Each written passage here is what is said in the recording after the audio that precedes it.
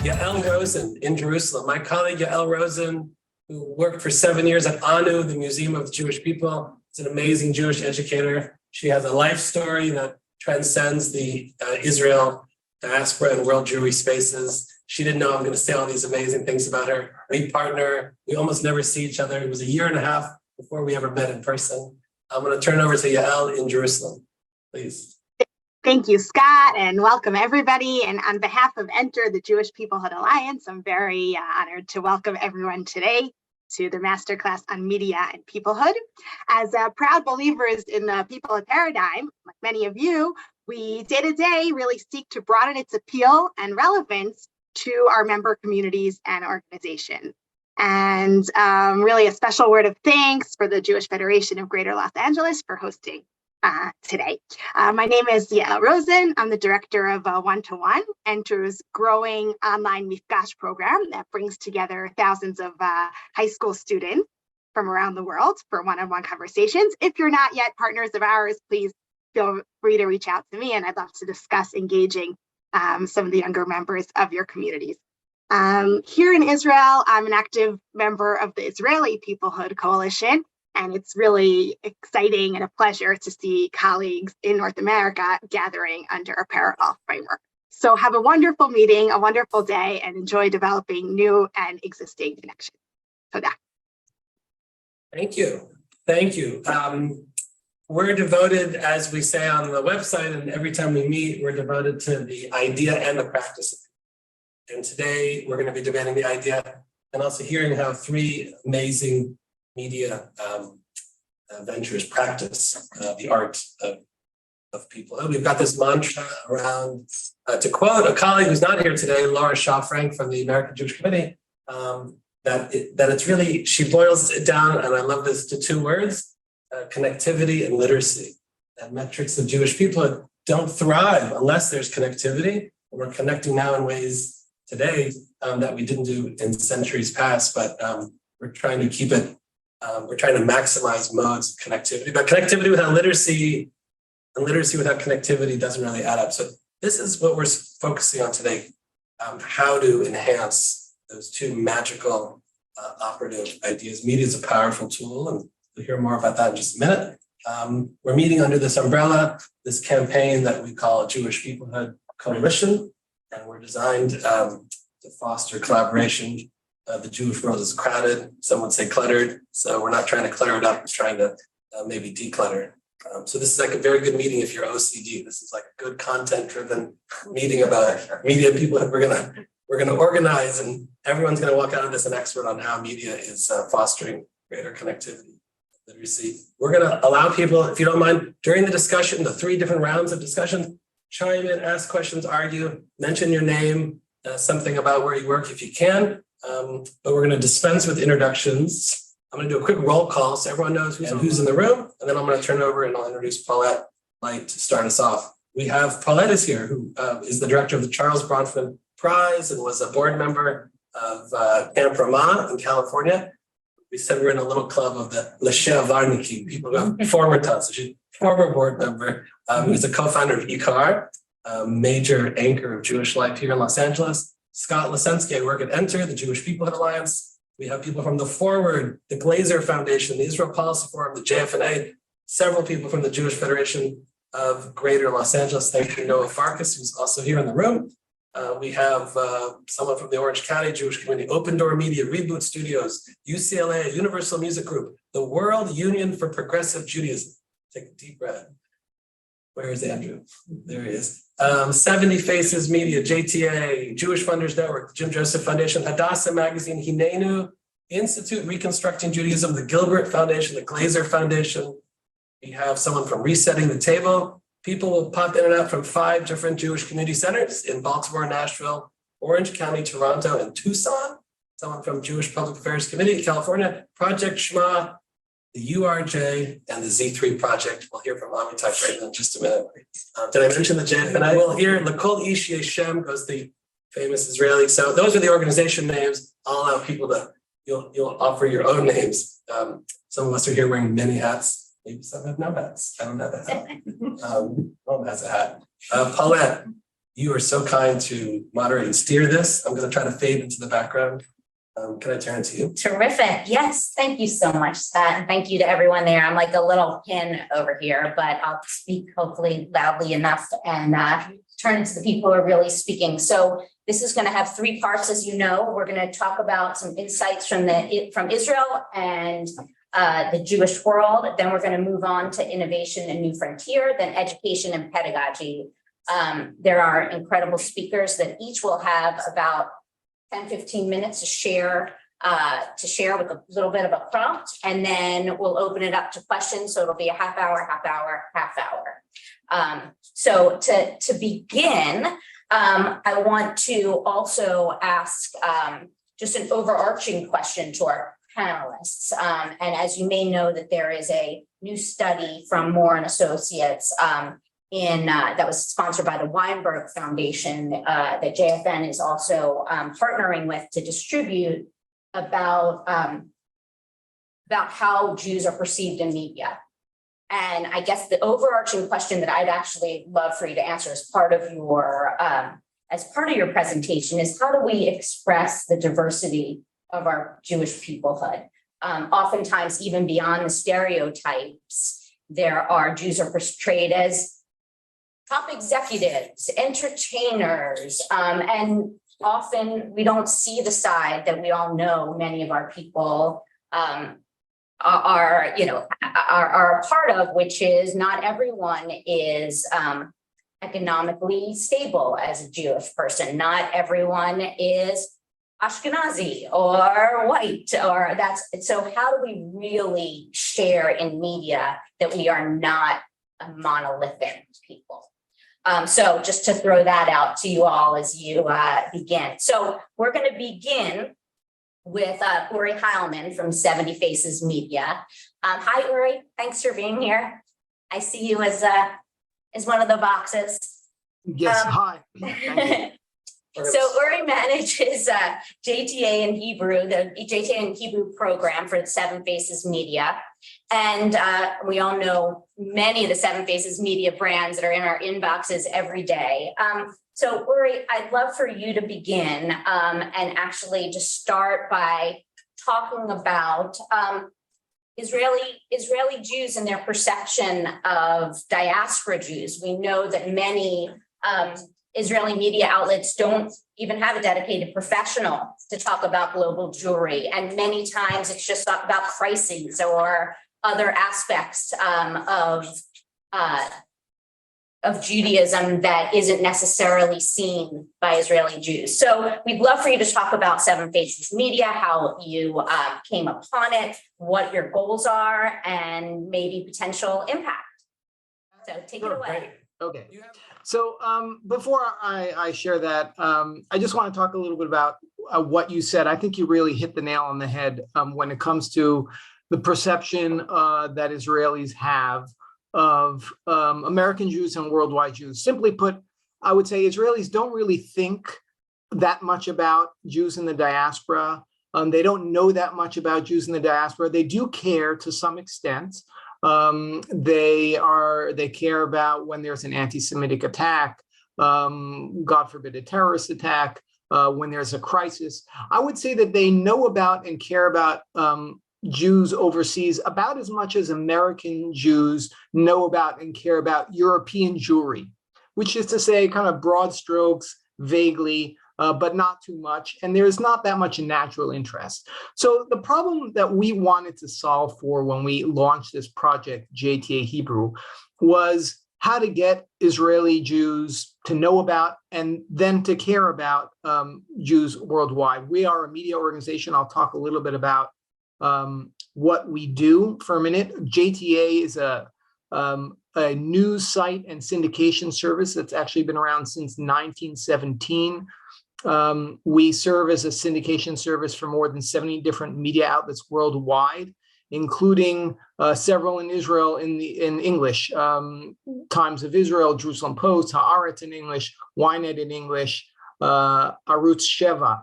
We're very proud that these media outlets that I mentioned span the religious, denominational, and political spectrum. We are an independent news site. We don't come from any particular political or religious perspective.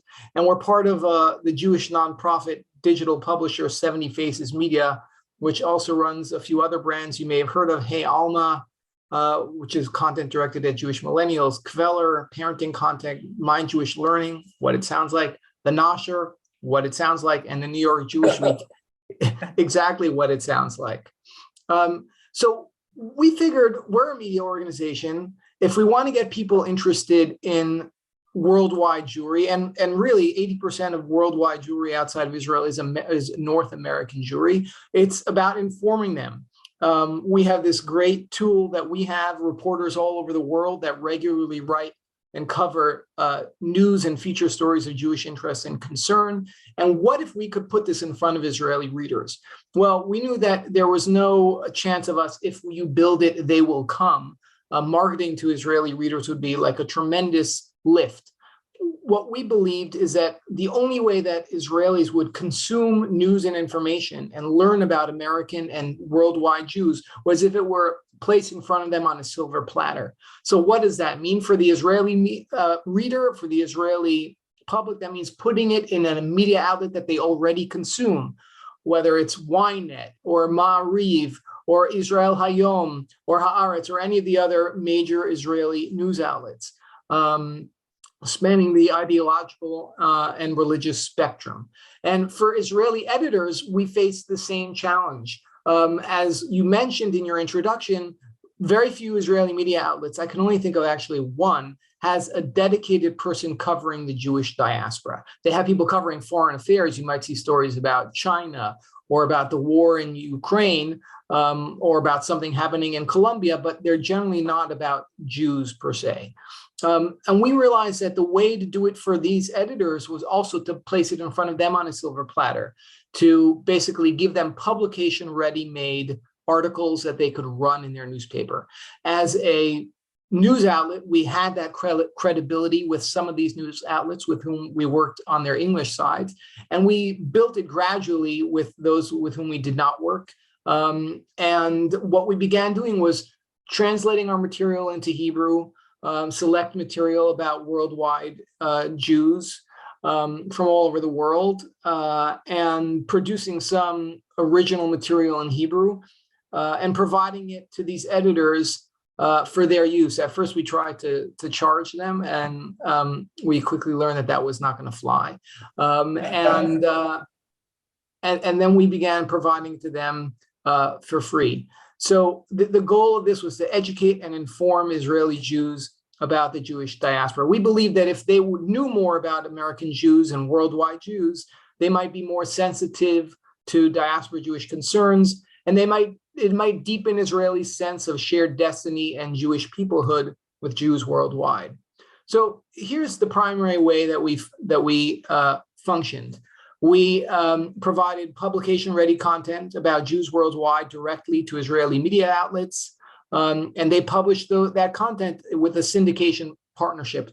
I have here the list of the outlets that we worked with. There are some more that don't appear here. Walla, Haaretz, Israel Hayom, Arutz Sheva, Makor Rishon, Zman Israel, Ynet, basically all the major Israeli news outlets and some other more niche ones like On Life, which is a magazine for Israeli women. We also served as a resource desk for Israeli radio and TV and print journalists who were interested in producing their own stories about Jews worldwide. The assistance ranged from providing contacts, organizing interviews for TV and radio, and more. So essentially, within the framework of this project, we produced hundreds of articles, and 326 of them were picked up by Israeli media. So the way that syndication works, it's like the Jewish AP is what JTA is often called. And the editors received the content. They kept the JTA on, and it appeared in their newspaper, sometimes on their front page, often on their homepage. And we worked with the editors to figure out what topics they were interested in and what their style was, so we could produce stories that really met their needs. And I think that the tremendous value that this project provided was, if not for this project, these are stories that would not have appeared in the Israeli press, basically, full stop. These were not stories about, God forbid, a terrorist attack in Paris. That they cover anyway.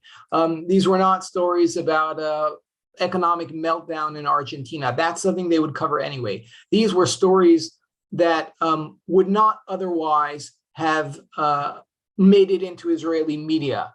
So just to give you a couple of examples of these stories, we had, I mean, you see here like the visual layout, but I'm just gonna pull up this. So I'm just gonna read off some of these headlines. Like we did a feature on the biggest Friday night Shabbat service in America, 5,000 worshipers, huge screens, and a band on stage. That appeared in Israel Hayom. That was a story about, I think, the event at the Union for Reform Judaism's biennial conference. We did a story that appeared in Makor Rishon, like a right-wing religious paper for intellectuals in Israel, about how the Israeli Olympic team helped American baseball players connect to their Jewish identity. We did a story about how LGBT Jews are finding new significance and meaning in the practice of dipping into a mikveh, immersing in a mikveh. We did a piece that appeared in Haaretz about how a treif latke is the perfect symbol of American Hanukkah. We did a piece that appeared in Ynet. The headline is, "My name is Christian and I'm Jewish, what it's like to live as a Jew with a Christian name."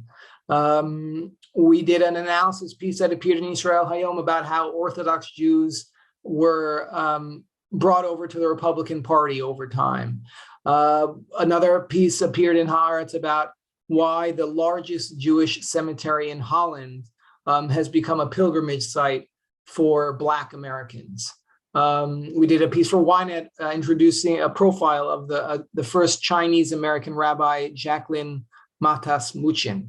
I apologize if I bungled that pronunciation. And the stories were picked up. Most of the stories that we produced were picked up by Israeli media outlets. You could see the breakdown on this slide with a little pie chart. But generally speaking, our goal was to achieve visibility, to get eyeballs. And the editors with whom we worked marketed these stories to their readers with attractive photos and good headlines and good homepage placement. What were the kinds of things that we wrote about? Generally speaking, there's this little thing shows you a combination of all kinds of things: communal life, culture, diversity, interfaith, and this covered the period of COVID-19. There were a lot of COVID-related stories. And I'll just read you, for example, the Jewish World editor at Israel Hayom, one of Israel's two largest circulation papers. He said, "Many of the JTA stories make it to the top of our homepage. These articles generate substantial more time on page than on our average stories, a sign that readers value these stories and are consuming them with great interest. Since we began working with JTA, we've been able to feature much more significant and broad content about Jews overseas." Ynet, which is the other of the two big Israeli news sites, the Jewish channel editor Liron Nagler Cohen wrote, "Most of the JTA articles we publish generate tens of thousands of page views.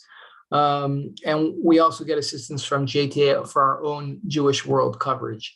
And we really tried to be all over the world as much as possible, mostly in USA and Canada, as you can see here, but also a lot about Jews in Europe, and then select content about Jews in places in the Middle East like Yemen, Morocco, Egypt, stories from Latin America, stories from Asia, and stories from Russia. There were some stories that we published that did not get picked up. We also have a JTA Hebrew website at jtahebrew.com, and all of our project content appeared there. This is just what it looks like. There were some challenges that we faced during this period. And you'll notice that I'm using the past tense. I'll get to that in a minute. So the two main challenges were we launched about 6 months before COVID hit. And once COVID hit, it just became much more difficult logistically to produce news, to dispatch reporters to places around the world. We still were able to get stories. We had reporters on the ground that contributed stories that got picked up in places like India, Sweden, Ukraine, Spain, Portugal, Argentina, Brazil, Mexico,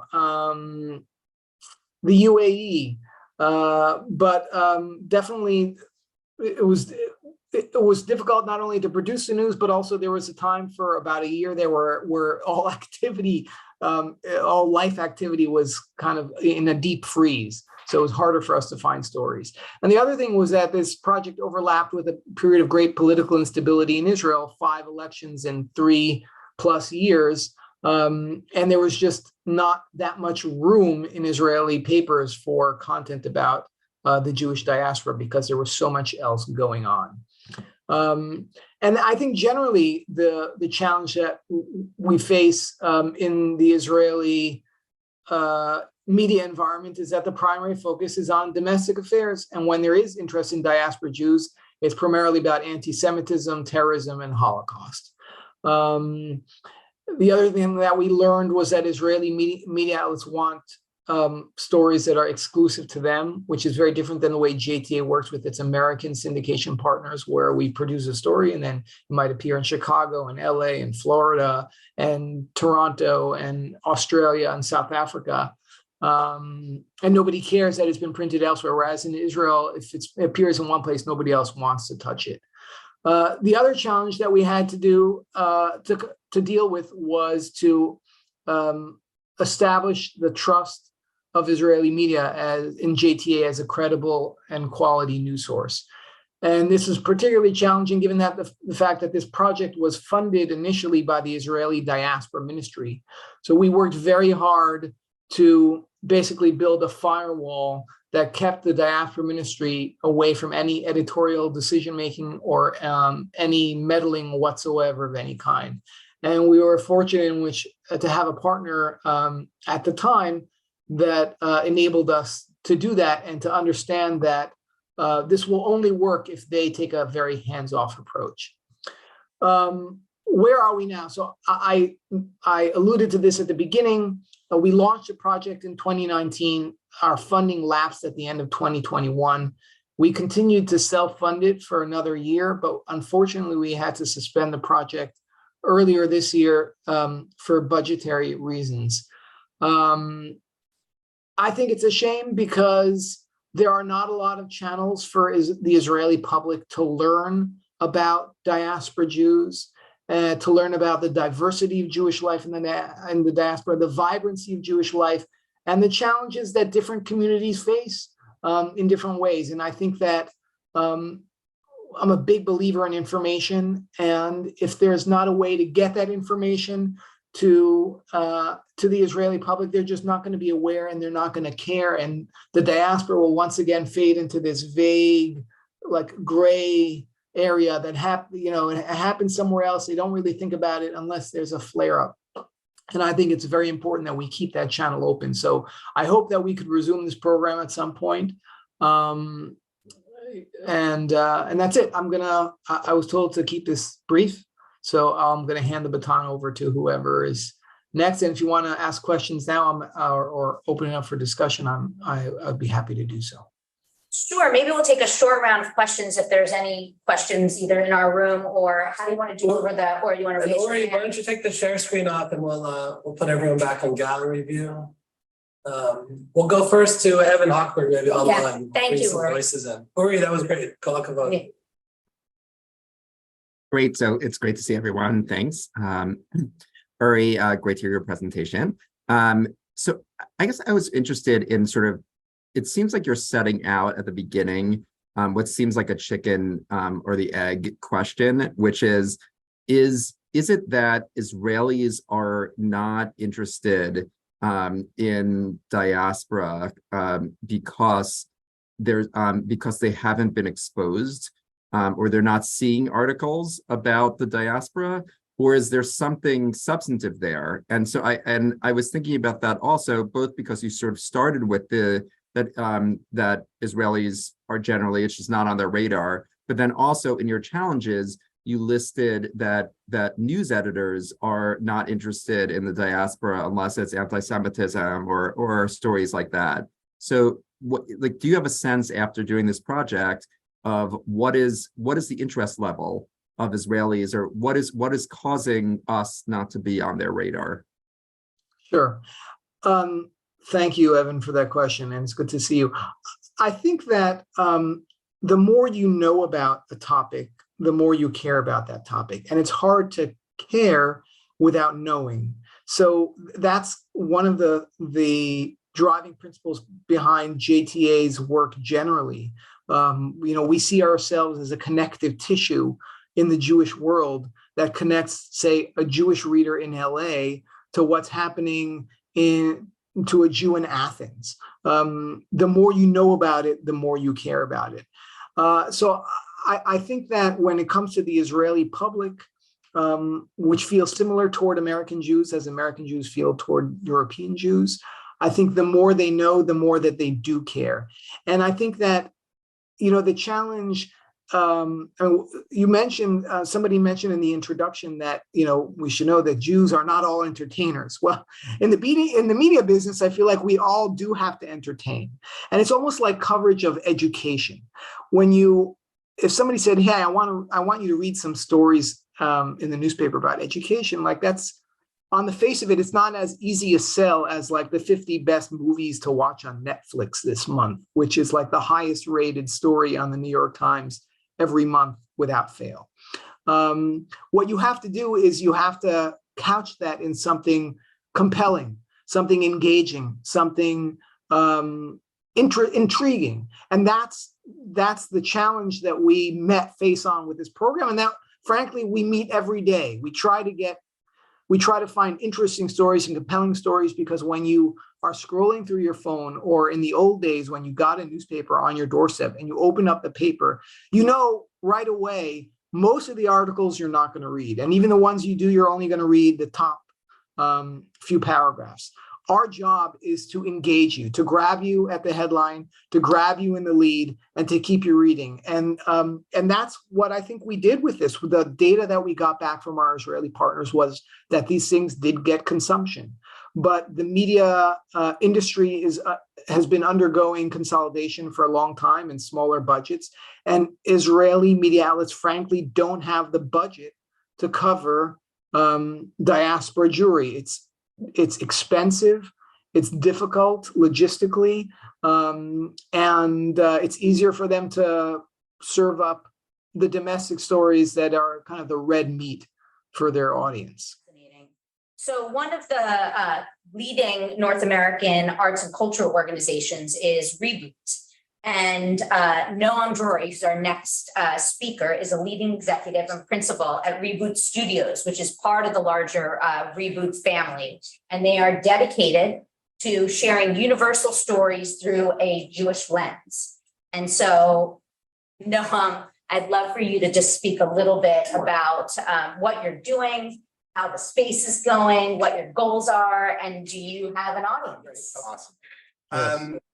Again, I'll try not to just read what's on the slides that you're all capable of reading. I think a big part of what we do and what I want to do is actually sort of go back to where we began with regard to our history. So Reboot came into existence in 2001, founded primarily by two sort of partners organizations, namely being Steven Spielberg's Righteous Persons Foundation and the Andrea and Charles Bronfman's Philanthropies. And I think the mandate at the time, if you think back to the halcyon days of 2001 before 9/11, was a recognition that American Jewry, and specifically I'd say a Gen X cohort at the time, was sort of in an inflection point, for lack of a better way of expressing it, where we were seeing, and particularly in major city centers like LA, New York, Chicago, Detroit, San Francisco,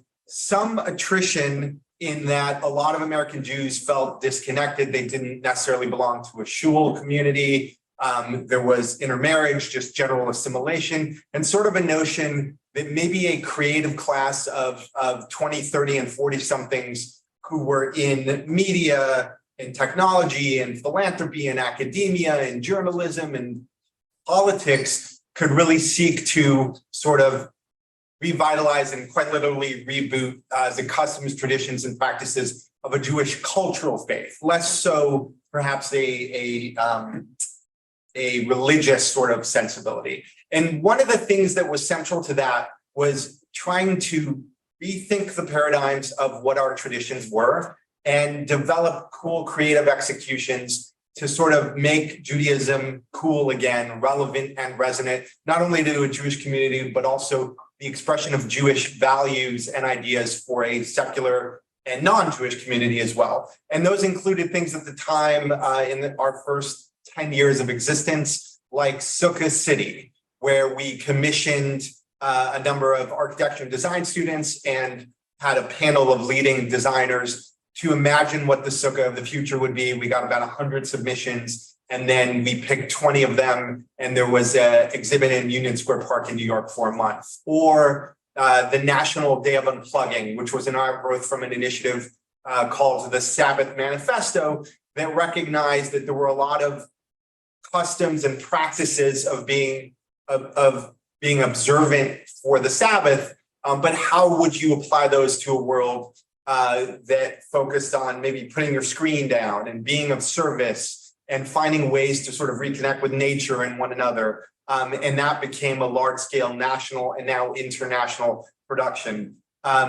We had our Jewish Top Chef called Boobie's Bake Off and had some successes in that regard. And as you can see on the slide, we've been doing this for over 20 years now. I'd say this number of 650 is not even accurate anymore. We're probably closer to 800 right now. Some amazing community partners and over 6 million, I'd probably say at this point over 8 million participants in our programming as well. Now, during the pandemic, one of the key pivots for us was recognizing that we had a community of artists and people who were no longer going to be able to support themselves because they relied as musicians on being on tour, or if they were in the media space of being in production. And as we know, during the start of lockdowns in 2000, that wasn't possible. And one of the reasons I feel so privileged to be a part of this organization is because at the time, our CEO, David Katz-Nelson, called me.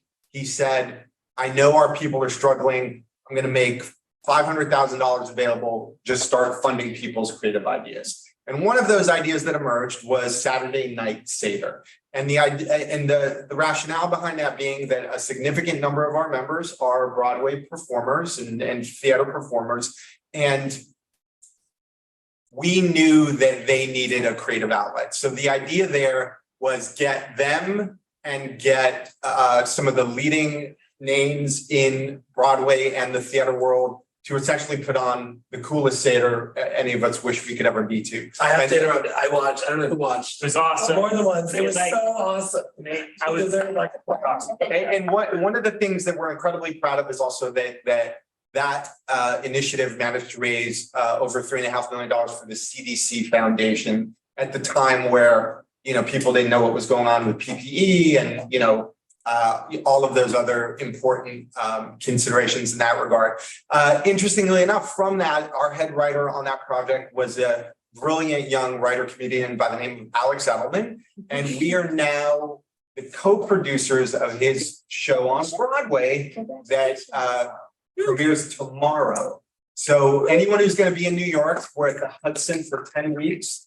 Please get tickets and it's going to be awesome. And it had a great off-Broadway run. Now it's going to have a great Broadway run as well. Just in terms of sharing some of the projects that you'll see here, one of our brilliant creators in San Francisco, a woman by the name of Tiffany Wolf, her parents died when she was quite young, and she felt a real lacking from an elder community in terms of the rites of passage of being a Jewish woman, how to feel connected. So she said, I'm going to find the coolest Jewish old people around America. And before COVID, she went and interviewed them for oral histories and stories about how to age with resonance and how to age with esteem. And then obviously that sort of pivoted a little bit when COVID happened. So we had to go to Zoom only things. We developed a curricula to help people say, you know what, this is an opportunity when we know that older adults, older Jewish adults are really challenged not only by the health outcomes of the COVID pandemic, but also by social isolation. This is how you connect with them. Here are cool tips and tricks to create content and share it with us. We're going to turn it into a show. We did turn it into a show. It was called Dispatches from Quarantine.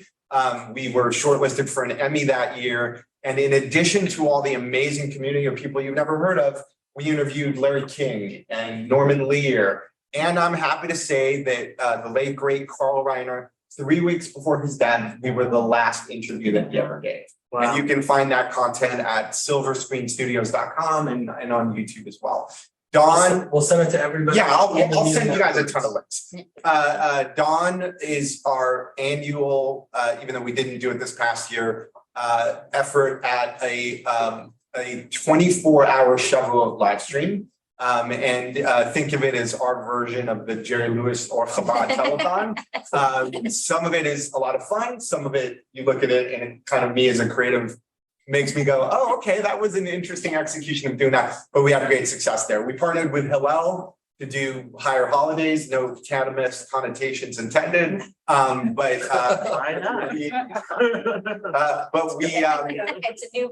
we had great success, and we partnered with a number of organizations internationally to create just a definitive high holidays experience for Rosh Hashanah and Yom Kippur that people could access online, something that we're exceptionally proud of. Then we're also heavily in the podcast space. We find that that's a low barrier to entry for great content. So Rabbi David Kasher and his brother Moshe Kasher have a great he said podcast called Kasher versus Kasher. We had some fun, great success there. Steve Badeau, who is on our board and one of our longtime members, who was also for 9 years the executive producer of the Daily Show with Jon Stewart, then the Daily Show with Trevor Noah, then Sam Minaj's show. He had a great interview series, and amongst other people interviewed Cory Booker and a number of other names that escape me, but that is accessible on iTunes, Spotify, and everywhere as well. And then one of our really great and provocative creators, Jesse Conweiler, wrote a show called Closening, which was, again, it's similar to what we did with Dispatches from Quarantine. She just picked up the phone and called old people and talked to them. And it's a very eccentric and really incredible show that I encourage you all to check out as well. A lot of this very broadly, and there's so many more productions, I'm going to show a couple clips of some of the upcoming things we have going on, really speak to, I think, the important thing that Pod discussed at the beginning. We are a perfect example of an organization that began as a bunch of white Jews, and then I'd say a decade into our existence had an existential moment of recognizing that we could not be an accurate reflection of the evolving Jewish diaspora and Jewish community if we did not really make a conscious effort to expand who our members were and the voices that they represented. And interestingly enough, that did not come because our leadership was so thoughtful, it come because members came in and they really challenged us. And they said, what you guys do does not work for us. And rather than being defensive, we had leadership that said, help us, work with us, partner with us. And we have the privilege now, we have rabbinic educational scholars who work alongside us. So that's run the gamut from Rabbi Sharon Brous to Rabbi Susan Goldberg to Rabbi Amichai Lau-Levi, and currently Rabbi Kendall Pinkney, who is an incredible rabbi, African-American artist and scholar who just brings such thoughtfulness and depth and nuance to the work that we do, and such a privilege to have him on our team and helping us develop incredible curriculum in that regard. I'm sure that's a name that some of you are familiar with. Our vision for Reboot, as it reflects, is we have this amazing community of incredibly talented people. I want to speak, just to take a step back again, to really our evolution. As I said, we began the organization as saying, let's get amazing creatives together to execute our creative ideas. Then about 10 years in, we realized, oh, we have this incredible cohort that are doing cool things and saying being a part of Reboot contributed to the ideation of creative ideas. That includes Joey Soloway's Transparent. That includes Genji Cohan's Orange is the New Black and some of the kind of work she does. Ayala Waldman, Michael Chabon, Damon Lindelof, even Eric Garcetti, who's now the ambassador to India, is a rebooter. So we've got just an amazing community of incredible people, as I said, in media and tech and philanthropy and academia. And we are really looking to create great stories and make great content that does move the needle in terms of social impact. You know, we've got a really amazing new group of rebooters, many of whom not only more broadly from the LGBTQ community, but very specifically a number of trans Jews who I think are bringing a new level of thoughtfulness and creativity to our community as well. And ultimately, for all the great people who are household names, we're also very focused in what some of the work I have the privilege of doing, of really developing and elevating the next generation of Jewish creatives who you may not know about today, but rest assured in the next 3 to 5 years will be names that you, your children, and your communities are familiar with as well. You know, how does it work? We finance cool stuff. And I want to clarify, we are ultimately intending to be in the business of big scale Broadway productions, feature films, television series on Netflix and Max and Showtime and everywhere else. But we are currently focused on development financing, because what we recognize is that a lot of Jewish stories, the hardest part of that equation is how do I get the money to option the book or hire the writer or do the thing that ultimately gets the ball rolling. And that's a big part of what our focus is at this time as well. Our labs, again, are about training people who maybe come with a great idea, but lack the domain expertise or the kind of native knowledge of how to make it, so that we have, you know, established filmmakers, technologists, and creatives who can assist them in doing that. We've got a great marketing infrastructure and extensive partner community, newsletters, social outreach, and as you saw earlier, are able to reach an addressable audience in the many, many, many millions, and that continues to scale and grow. And then ultimately, distribution is a function of content we place ourselves, which obviously has a smaller distribution universe, but also relationships with streamers, with podcasting distributors and entities of that nature as well. We're also in the publishing space and partnered with an organization some of you may be familiar with called Iron Press as well, which if you've not heard of it is a great organization that I encourage you all to learn more about. Like everyone else, we're trying to raise money. The studio is the for-profit part of the nonprofit entity. And, you know, we just want to make sure that we continue to be in a position to provide the resources and resourcefulness that is necessary in order for these projects to scale in a meaningful way.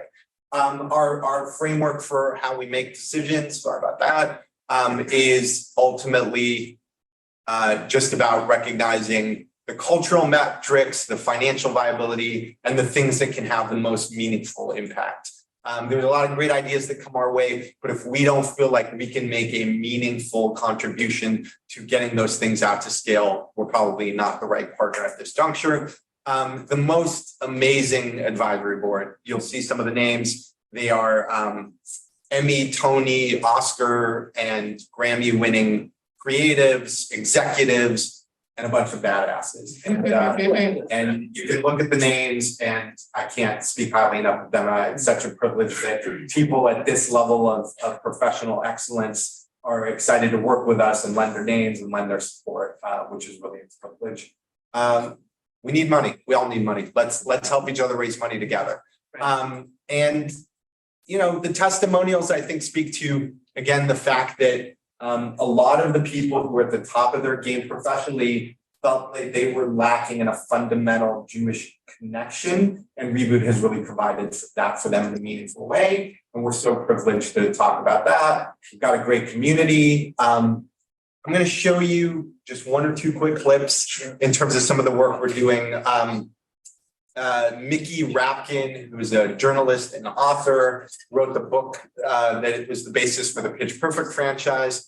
came to us with an idea, said, went to the Anne Frank house, and I was kind of blown away by the idea that they had a gift shop, and the commodification and commercialization of the Holocaust and related ephemera felt very troubling to him. So he wrote a dark comedic short film called The Anne Frank Gift Shop, which is about what happened if the people who run that entity in Holland hired a big New York design firm to help them rebrand. I'm gonna stop up there. That's like so lovely, uncomfortable. And it premieres at the LA Shorts Fest next in July. So I will make sure you'll have information. We're also going to be premiering at the San Francisco Jewish Film Festival. It's so fun.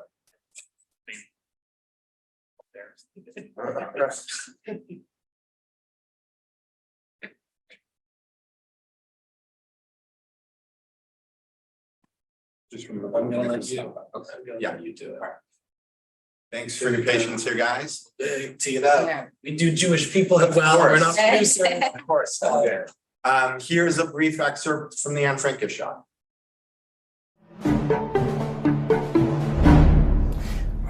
We'd like to welcome our Dutch friends from the Anne Frank House.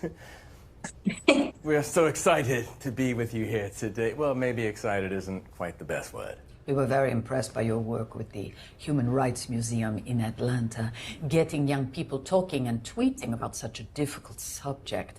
Frankly, we could use some of that magic. The latest studies are quite grim.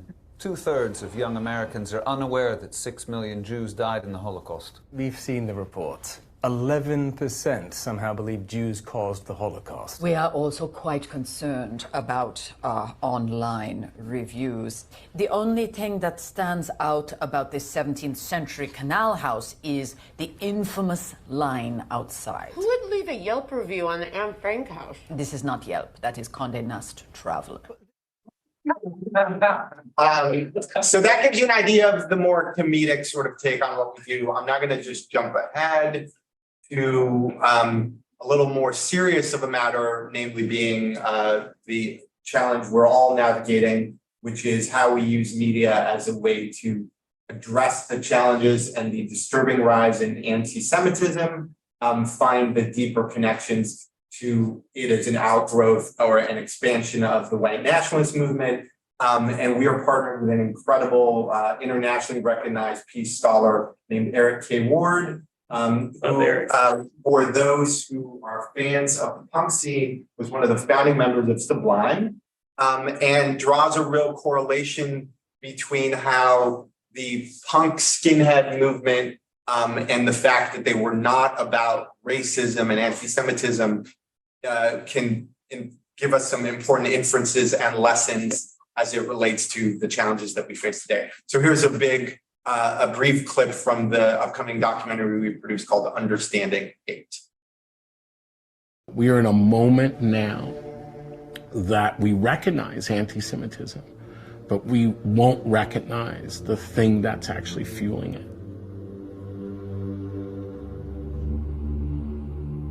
A supermarket in Buffalo, New York,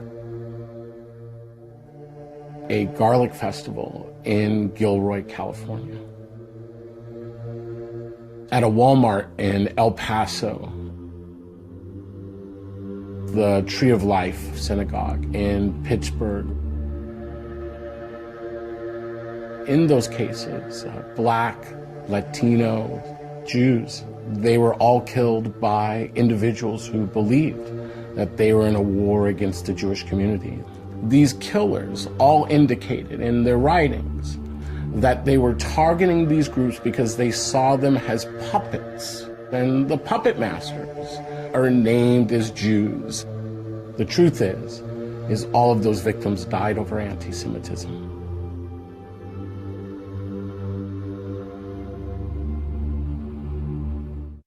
So let's go back.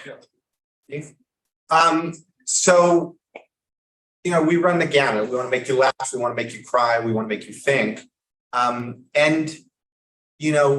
As I was telling Noah earlier, and I told Scott as well, I've been a part of Reboot since day one. I was 23 years old when the organization started.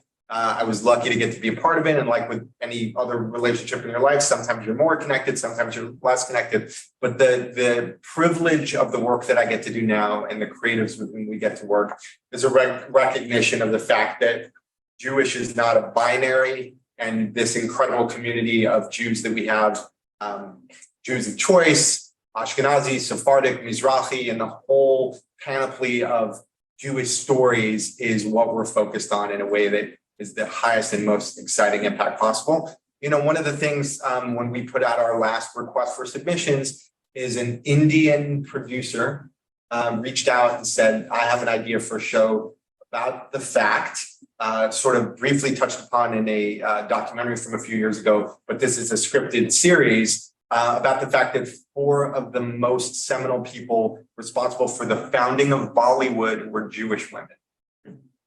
And the opportunity to get to tell those kinds of stories is what our focus is. We continue to want to do so at the highest level, to win awards, to get recognition, and to let people know that being Judaism is awesome, being Jewish is awesome, and Judaism is awesome, and that we're gonna, as Noah said, it's not only playing defense, but it's playing coordinated offense as well. Thank you.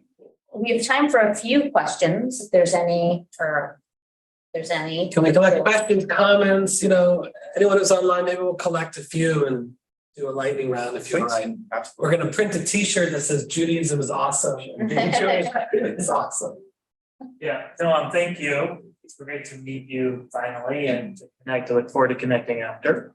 One of the things I've been thinking about with Reboot especially is it doesn't feel mainstream, and I don't think that's Reboot's fault. Like I just think that the question, I guess, just to get to a question mark on this, is how can we, Federation, or as this group of people or that group of people or other groups of people, understand that Reboot is part of the mainstream Jewish culture and is not just what it was in its first decade, a group of creatives who go off to the desert and figure out what they want to do, right? So, or go off to a mountain in Park City. Yeah, I wasn't gonna mention the luxury part of it. I was just gonna, but the idea being that it's part of the Jewish supportive, mutually supportive ecosystem. So it's a great question. Hold on for a sec. We'll collect 2 or 3. Oh, okay, April, you want to share your question?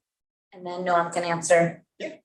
Yes, hi, thank you so much. Sorry I'm not on camera. I'm in a lift to the airport, and I'm going to be in New York, and I bought the ticket right while you were talking. Thank you. So yeah, absolutely.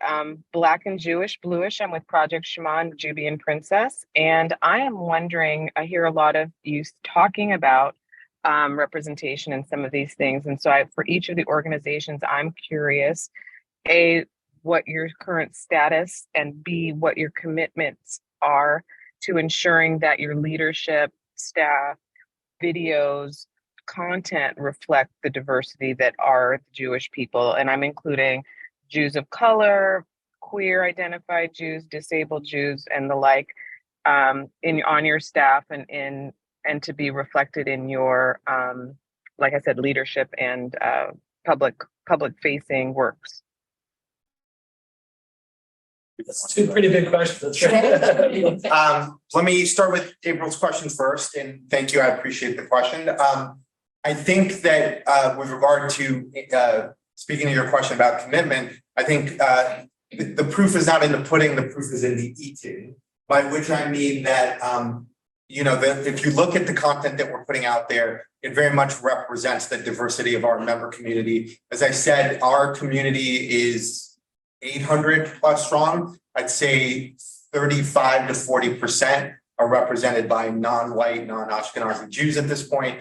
And if you visit our website, rebooting.com, and see the work that we do, we're continuing to have that be a significant focus of our work, because it's important to us, it's important to the discourse, and it's work that we know that we alone cannot do, that we need partners in order to support that. And our staff probably has more work to do in terms of being a reflection of diversity. We certainly have Jews of color and others on our staff. We have Jews from the LGBTQ plus spectrum on our staff. we're a relatively small organization in terms of the headcount we have of full-time people and contractors, and we are constantly continuing to identify those partnerships that can be most additive. Our head of our Detroit office, Jew of color, a number of other people that are a part of our community that are essential voices in the work that we do, and making sure that the manner in which it represents the broader Jewish community and all of its facets is thoughtfully considered and amplified to the best of our ability. And then with regard to Noah's question, look, mainstreaming of anything in a very saturated media landscape is incredibly challenging. There's so many things that are competing for eyeballs and engagement amongst the types of audiences that we're really seeking to reach. I think that the best way I can answer your question is say that the quality of the content will continue to demonstrate our viability in terms of the transition from the secret club that no one knows about into these people are really making amazing content that we want to amplify and elevate. And that runs the gamut. One of the things that we're a part of is the Borscht Belt Museum in New York. Another thing that we're a part of is obviously, as I said, Just for Us. And we're continuing to support projects from a diverse range of voices so that we're reaching corners more effectively than we have done in the past. Anyone else? Last round. We can, if there are any, sorry. Following up on Noah's question, actually, how do you balance, right? You're pushing entertainment. You're pushing entertainment and you're trying to be edgy as entertainment should be in order to be hip and cool. How do you balance what Noah was saying with trying to be mainstream and yet retaining that edge, right? Like we don't talk about CBS shows, or we're not talking about Blue Bloods, even though Blue Bloods gets more watches than Succession. But Succession is what people want to watch.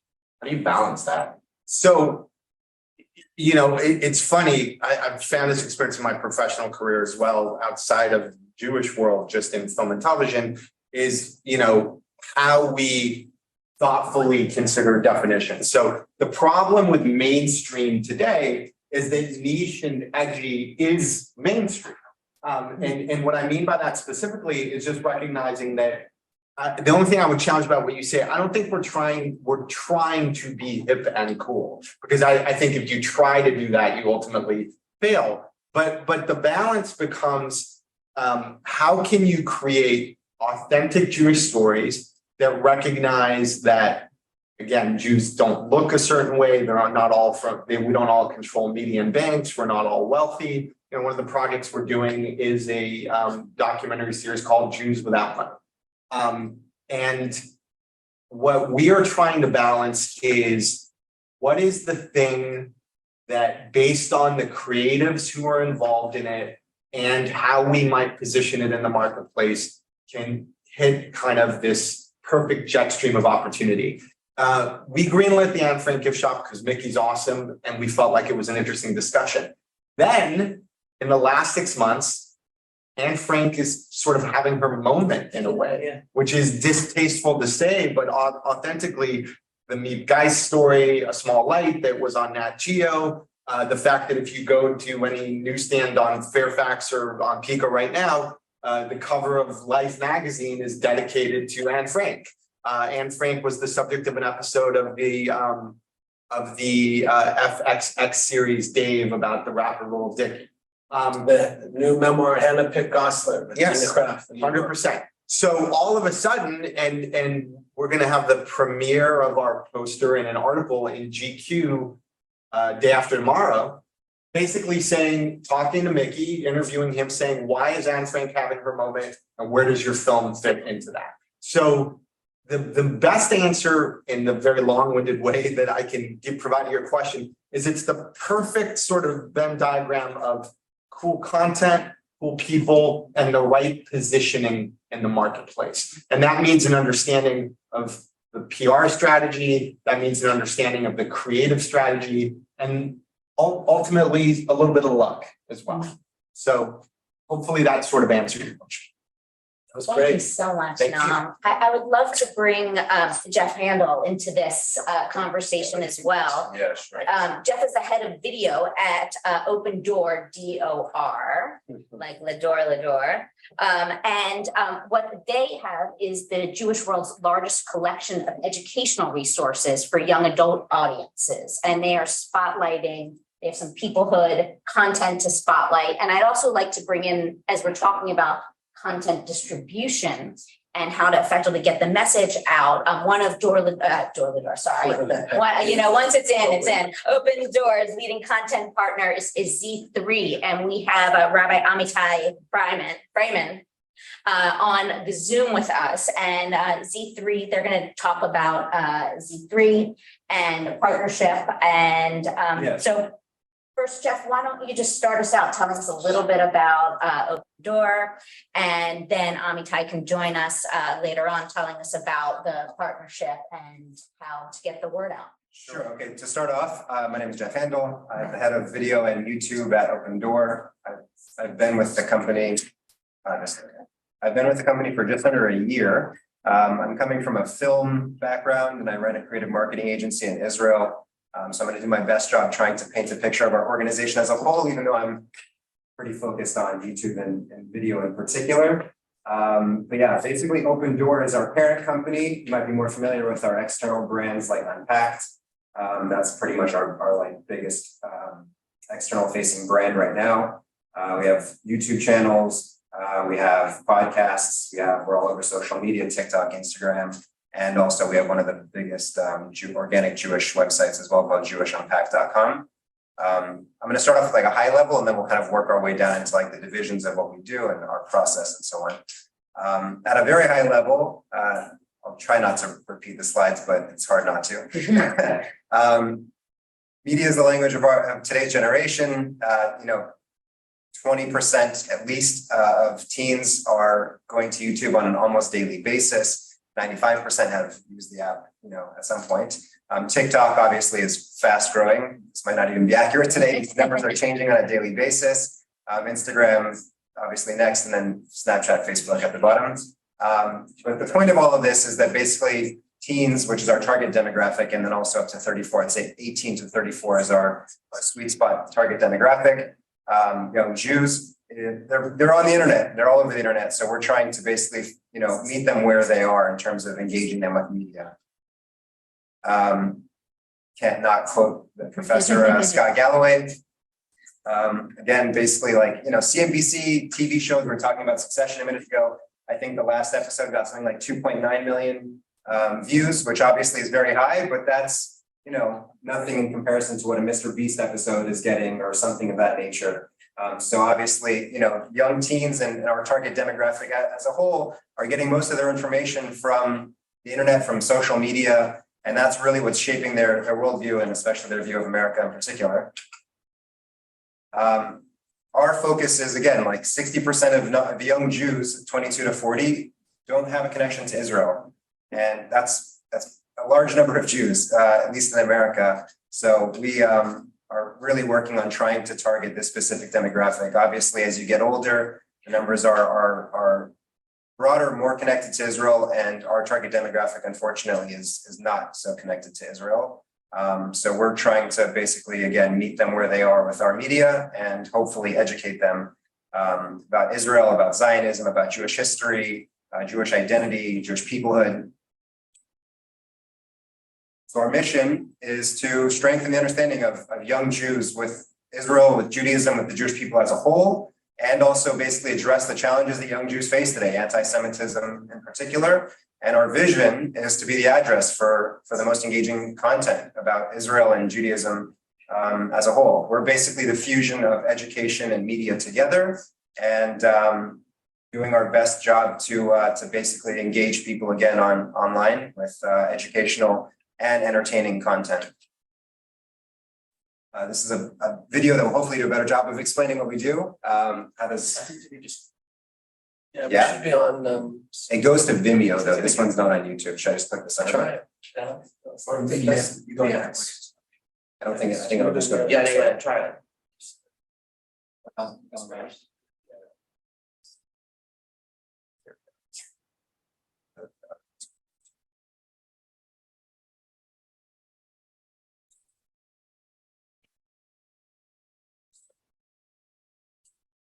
Okay, this is a sub 2-minute video about our organization.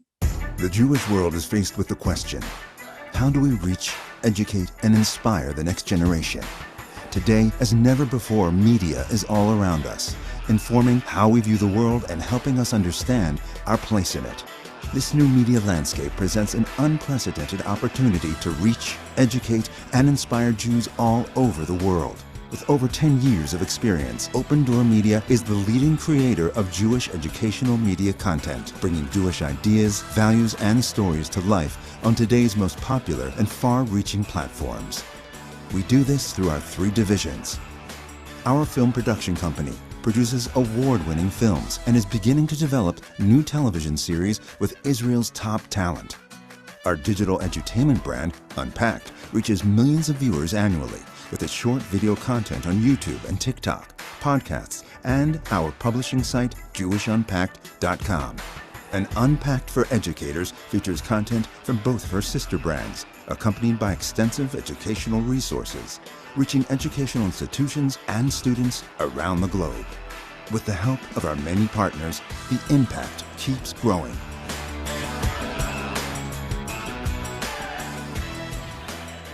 Yes. So yeah, as we saw in the video, we have 3 divisions. I'm in Unpacked in particular, which has YouTube content. We have a podcast department. We're on social media.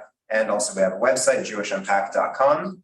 And then we have Unpacked for Educators, which at a high level takes our media content, creates free curricula online. We have a whole website dedicated to educators. And we have, again, free curricula that are built out for teachers, institutions all over the world. We're in 1,800 different schools and institutions globally. And don't quote me on this, but I think 65% of all English-speaking Jewish day schools in the world. And then lastly, we have a film and TV department as well, where we make documentaries, feature films, and so on. And as you can see, our content is really hitting people. We have 31 million views to date on YouTube, which I'm incredibly proud of. And we're really on an upswing right now. We're hitting about 1 million views a month right now, which is really incredible. Over 600,000 podcast downloads, 21 million TikToks, and 4 million visitors to our website as well. We have partnerships across film, education, and Jewish federations like here in LA. Again, 1,800 institutions using our content last year. So basically, again, our vision is education is evolving, and media is, in our opinion, one of the best ways, if not the best way, to basically help educate people about Israel, about Judaism, Jewish identity. That's why we're making media content. That's why all of us are here today. And now maybe I'll pass it over to Amitai. We partnered with Z3 prior to my arrival, but this is one of the videos that we made is 5 surprising differences between Ashkenazi and Sephardi Jews, which is our most viral video to date. It's got over 2.1 million views, I think, as of today. Obviously, an amazing feat. We're hoping to continue to move that forward and also other content as well. And I will let Amitai jump in to dive in a little bit more specifically into that. And I want to show a clip. We have a 1-minute clip of this video that you can show after we introduce Amitai here. First of all, it's great to be here. I hope you hear me. Yes, great, fantastic. So thank you, Jeff. That was wonderful. So I'm Amitai. I'm the director of the ZP project out of the Palo Alto JCC. And for the past 9 years, we've been hosting an annual conference that's dedicated to having a conversation about Jewish peoplehood, Zionism, the relationship between diaspora Jewry and Israel, and really as an entry point and exploration about Jewish identity.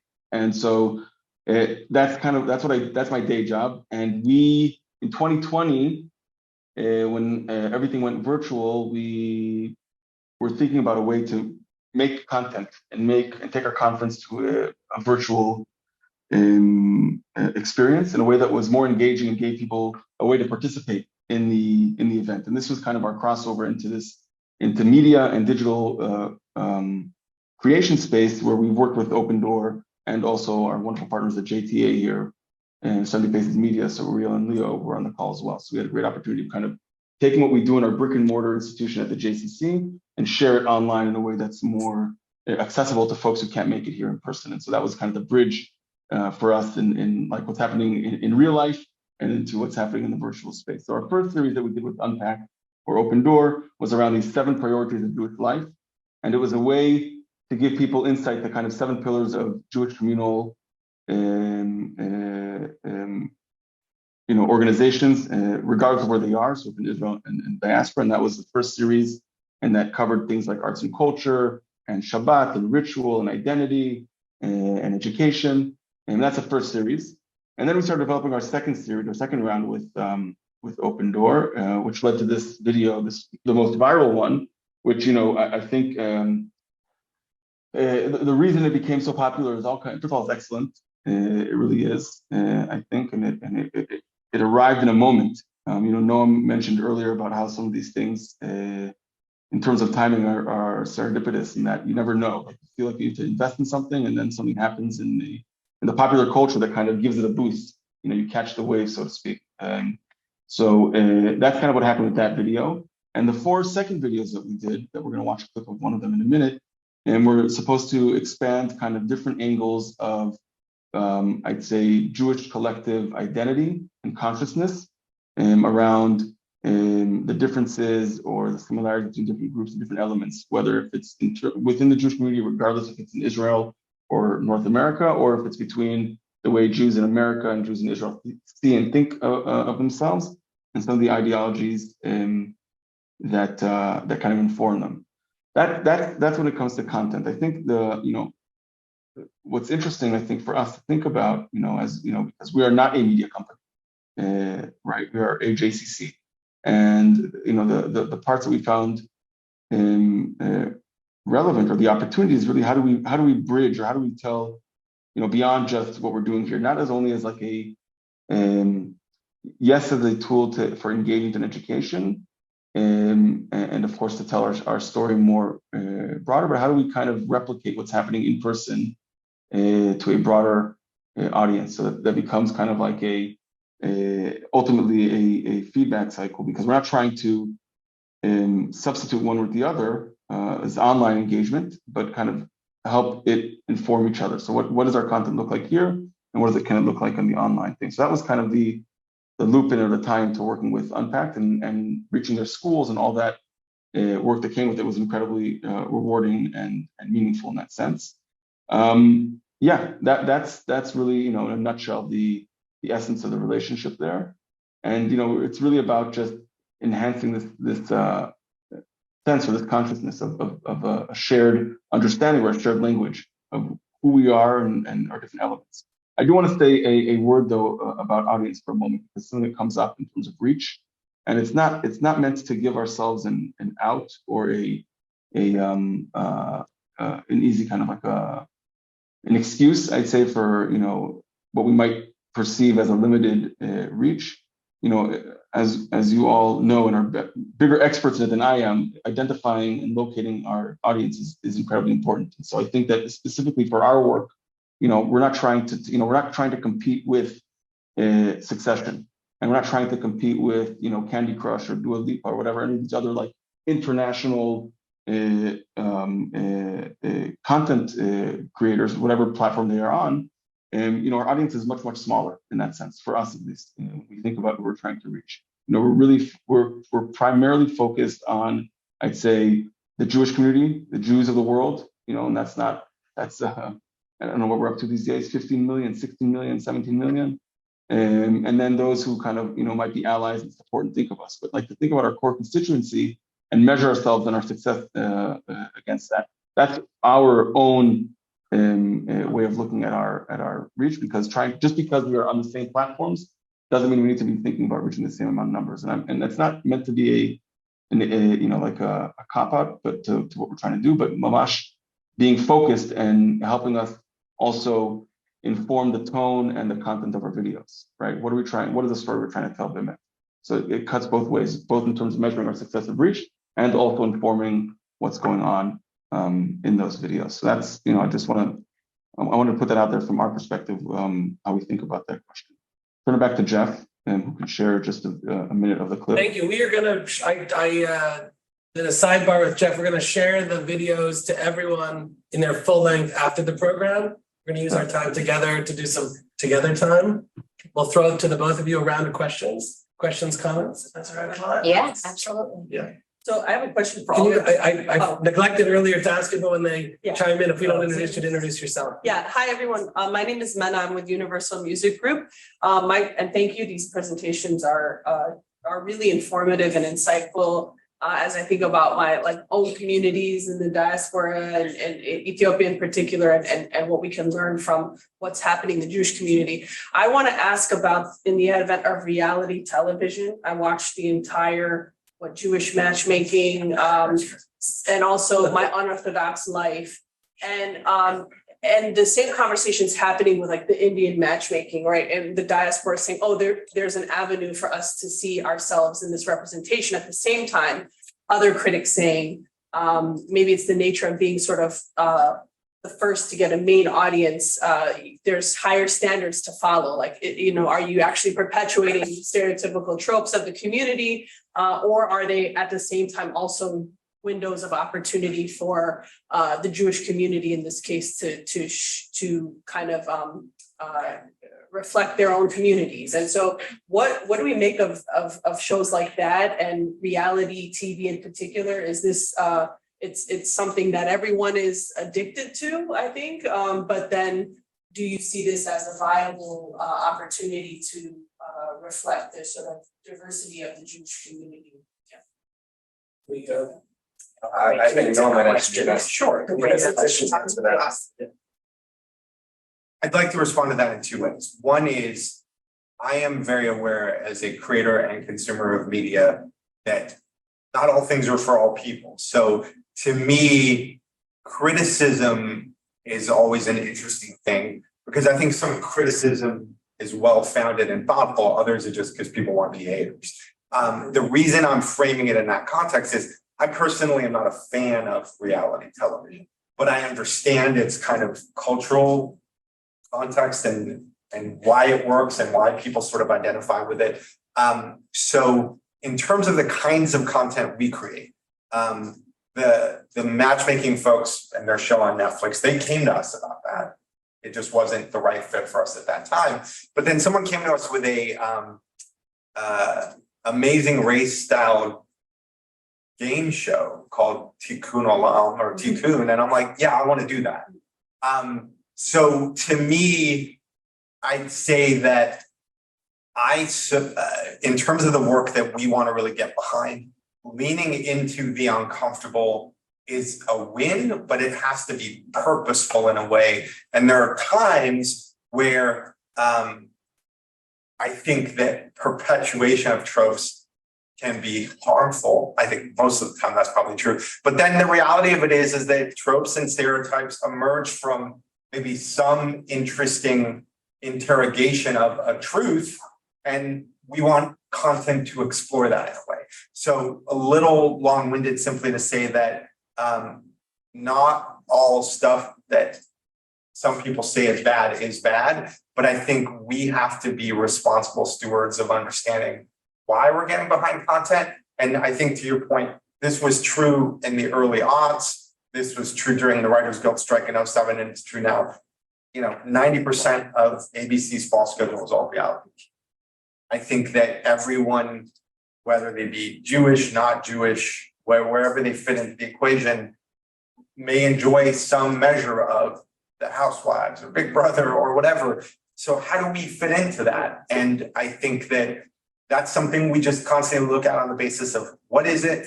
How can we meaningfully use it to hit our key metrics of amplification, develop curricula around it, challenge truths, make people think, make people go, what the hell did I just see?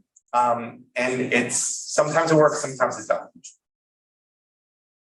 So can we we're gonna do a round, let you, the two of you and Amitai and Uri, listen for a minute. Maybe Noah. It's very quickly, thank you, and Mina, thank you for the question. This is Noah Farkas, Rabbi Noah Farkas, CEO of Federation here in LA. I'm just thinking about also the just parallels with American Born Chinese, the book that became the movie, and just the issue they have with the Wei Chen character, which is sort of the stereotypical exchange student character, and how that's portrayed in media. And I'm just thinking a lot about we talked about diaspora. So I guess questions are about maybe for you, Noam, but for all of us is perpetuation of a self-effacing stereotype that's considered interior to the Jewish community versus exterior to the Jewish world. Where do you see that playing out as a positive thing or maybe not a positive thing? These are things I think about all the time. Think about it. I have a quick comment. It's more of a comment, not a question. And then when we're done, just to give you a sense of how we got 4 or 5 minutes left. Rob Eshman, who's been sitting here absorbing everything from the forward, former editor of the Jewish Journal. I have things to show. Here's a Jewish Journal. Lisa Hosteen has been with us from Philadelphia. I've got Hadassah Magazine. We were only spotlighting 3 media ventures here, but we're holding in our hands other media. Lisa may host our next meeting. Still to be determined. I want to make a quick comment. I love all 3 of the initiatives that were presented today because I think you're all dealing with, you embrace dissent and you're all avoiding and not feeding polarization. So just back up to last week, the minister of the Israeli government responsible for kind of dialoguing was on a Jewish American stage in Tel Aviv, started speaking negatively about another Jewish organization. That Jewish, what's that? And then flicking. Yeah, well, and that Jewish organization, if you look at the way they and a peer organization communicate with each other on Twitter, they're both completely at each other's throats all the time.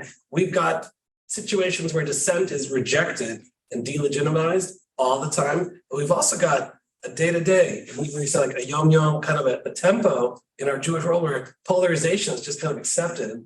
So it's less of a question, more of a comment. All of these ventures, the JTA, which I read in both languages, and Reboot and Open Door, you do a great job, I think, of embracing dissent, diversity of views, not just diversity in terms of ethnic and religious and racial diversity. And you're not feeding the polarization, which is sort of all over us. So kind of a hat tip to all of you.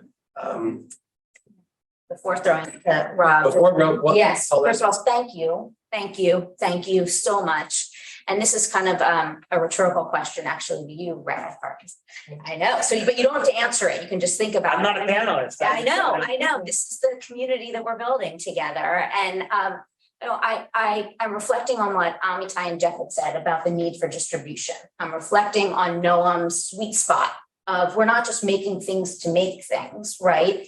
And then Ori was talking about the lack of funding. Yet, if our goal is to create peoplehood and to share stories, there are stories that need to be told that aren't in the distribution model or the sweet spot. And I just wonder who's that torch? Who brings up that torch? If this really is our next step goal, it can't. And I wonder, is it federations? Is it our newspapers and publications? Like, where does it live? And how do we collaborate together to move that forward? And in that vein, I want to throw it to the fabulous Rob Eshman for final thoughts.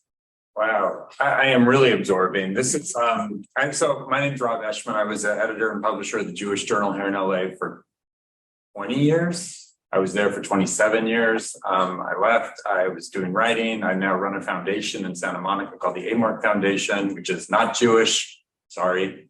And I also write a weekly column for the Forward because they won't let me out.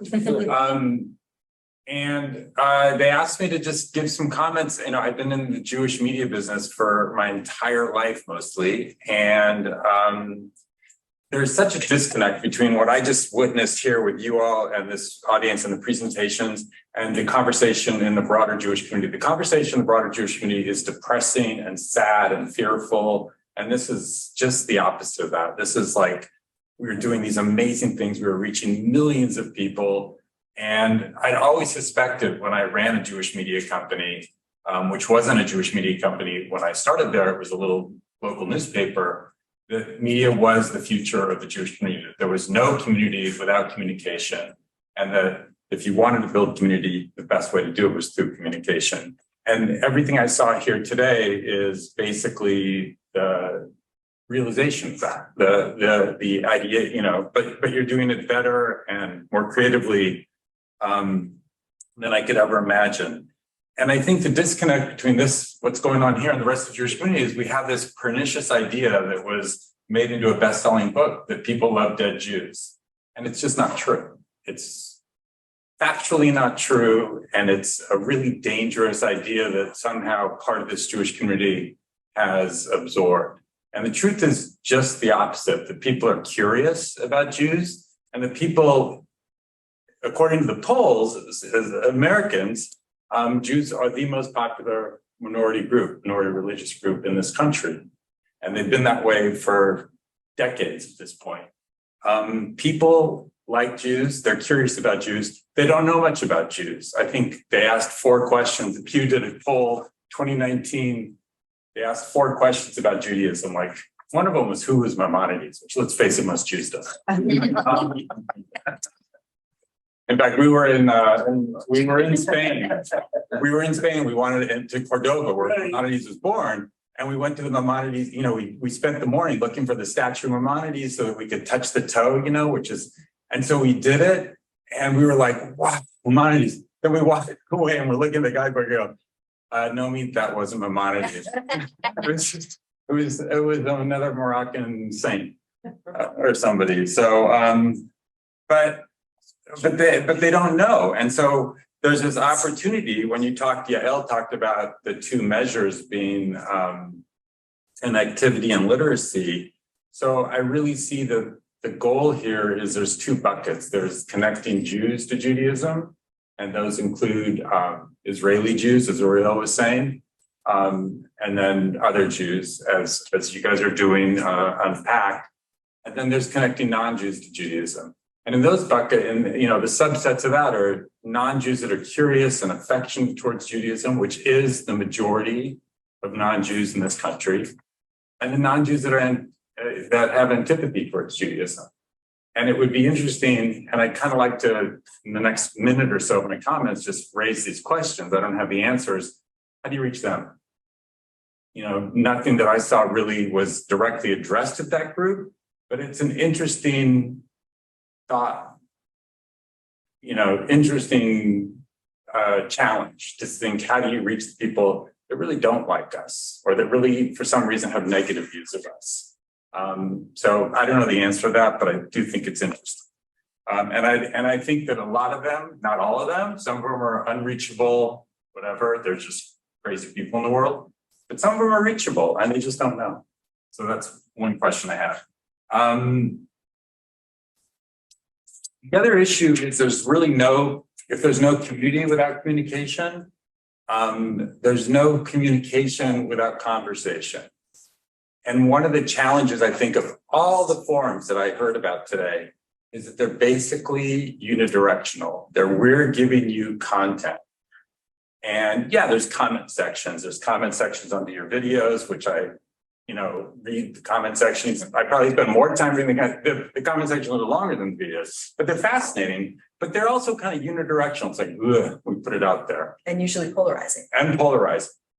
So how do you create conversation off all this amazing content? The same with Reboot. I'm a big Reboot consumer, but it's unidirectional. It's like we're throwing it out there. But when you think about historically how you built Jewish community, you did it through conversation, you did it through argument, you did it through Kavruta. And that's what's missing in all these models is how do you do that? And I don't know the answer to that either. And maybe technology is going to help solve the answer, provide the answer. I just don't know. But we need to figure out a way. You really don't have community. You're not building community if you're just putting content out. I don't know the answer to that. I guess the other thing, it said connectivity and literacy. So I just want to finish by jumping to literacy. So much of what we're talking about here is kind of one course of a meal. It's the appetizer. It's enough to kind of satisfy people's curiosity about, hey, what's a Sephardic Jew anyway? Or what's this or what's that? But then how do we get them to move them up the ladder? Where I'm dealing a lot in my foundation with homelessness. And it's like, yeah, you get people into a tiny home, but how do you get them from a tiny home into the next level of care? So it's like, how do we get these Jews or non-Jews in all these different buckets? How do we move them from, oh, you kind of slaked my curiosity about Israel or about the 6-Day War or something, but then how do I, first of all, give you my opinion and get into conversation with you? And then how do I get a deeper level of knowledge? And I think, when Elle mentioned literacy, we're not really talking about literacy here. We're talking about just kind of awareness. And literacy is a much deeper thing. And maybe it's what Paulette was saying, well, it is what Paulette was saying, how do you handle the other aspects of Jewish literacy? And I think, part of the answer to that, as in something that was raised here from the very beginning, is funding. I mean, you can do it with money and you can do it with good ideas. And there's no lack of people who are able to come up with the good ideas if there's funding. So I think that's one of the big challenges. And I'll just close by saying, with what I opened with, the conversation in here is such an amazing disconnect from the depressing conversation I've had in other Jewish rooms or when I go to talk to Jewish audiences. It's older people very worried about the future of Judaism. In conversations like this, you're not worried. So if the answer to all these questions that I'm talking about is, well, if we had more money, we could come up with brilliant ways to do these things, I think you need to talk to the people who have the money and say, you're doing it, it's happening, you're reaching millions of people, we just need more of it so that we could do these other things. And I think if we do that, there's no limit to the amount of success you'll have and the amount of change in the world. So thanks for having me. Great, Rob. Dude, that was beautiful, Rob. That was beautiful. I don't know how to capture that. That would be so unbelievable. Amen. We're out of time. We're gonna close. We're gonna send everything that was discussed. I got instructions from Paulette. I asked her to just everything, every piece of content, every link for Rob Reiner, all of it. We'll make sure it's accessible. Carl Reiner, sorry. And we'll send it to everyone who was participating today. If the people in the room can stay for a minute, have a quick in-person conclusion. Paulette, you want to close the meeting? Thank you so much. Really grateful for those who are online, those who are here today, and the presenters. It was really enlightening. We have work to do, but as Rob said, there's a golden path